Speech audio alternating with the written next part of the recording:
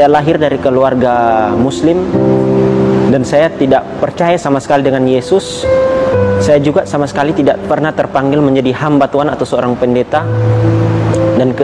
Dan ketika itu Tuhan memanggil saya dengan cara yang unik, sangat unik sekali. Dulu ibu saya seorang Kristiani juga, tapi karena kekayaan yang dimiliki oleh ayah saya, ibu saya berani menjual Yesus. Dia menikah dengan ayah saya sehingga dia menjual imannya. Dan ketika itu saya dilahirkan juga. Saya nggak tahu apa yang dipikirkan oleh ibu saya pada saat itu.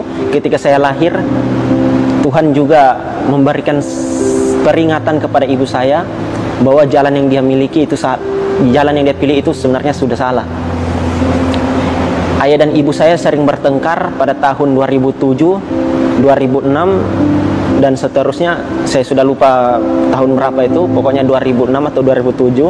Sering bertengkar, mereka sering menggunakan benda tajam, kejar-kejaran, lari-larian kemana aja demi harta. Pada saat itu saya sangat sedih sekali melihat kondisi dari keluarga saya. Saya menangis. Saya berdoa kepada Tuhan, kok keluarga saya jadi begini sih? Di mana keadilan Tuhan gitu? Dan pada saat itu, sering berjalannya waktu, saya mendapatkan sebuah ilham dan sebuah panggilan yang berasal dari Allah sendiri, dan di mana saya memiliki sebuah pengertian. Dan pada saat itu juga saya nggak tahu siapa Allah saya. Yang saya kenal Allah saya itu adalah zat, tidak berbentuk, tidak mewakili apapun itu.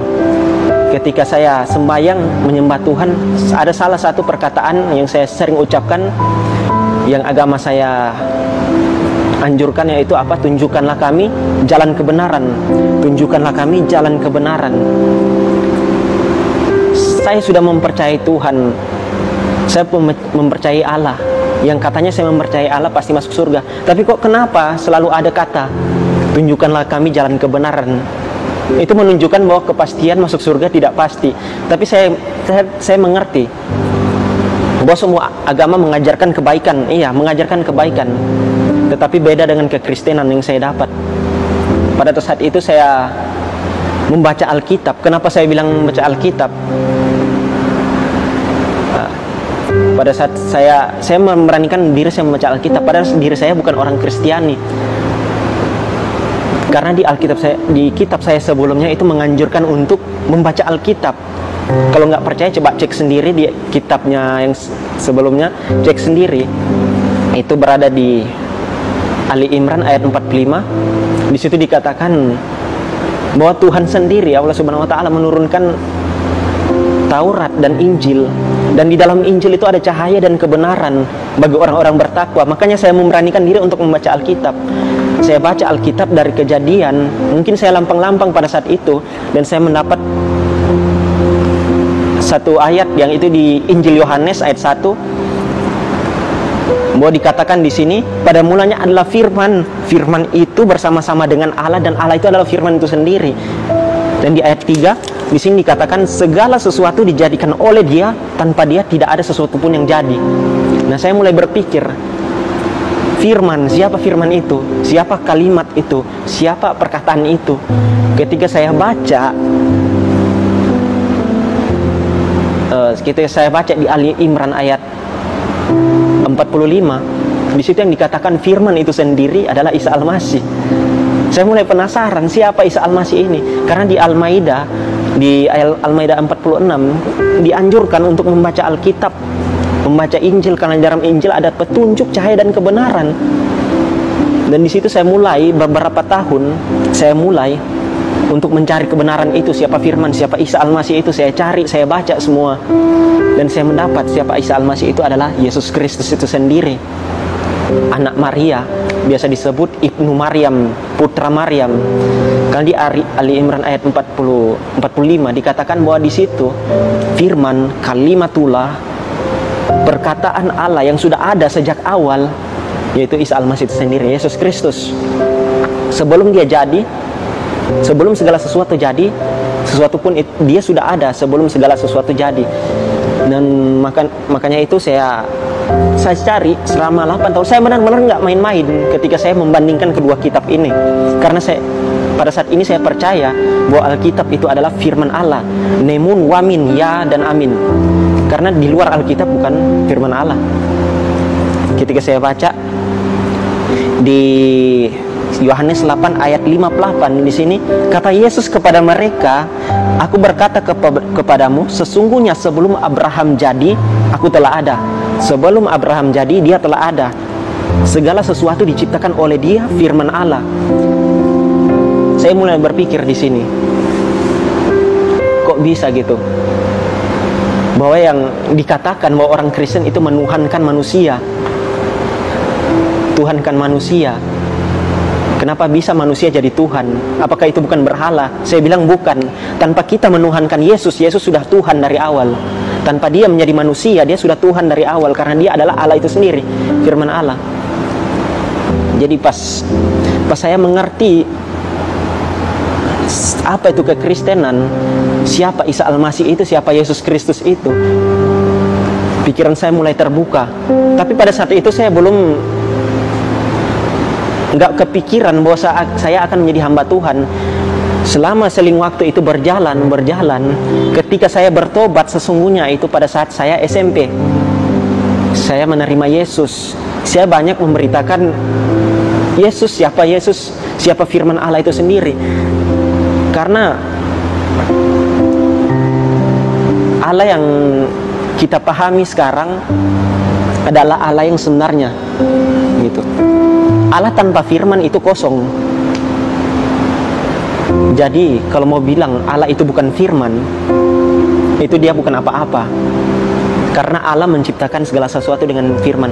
Yang dikatakan di agama saya sebelumnya, Allah menciptakan segala sesuatu itu menggunakan kum fayakum, yang berarti dengan perkataannya.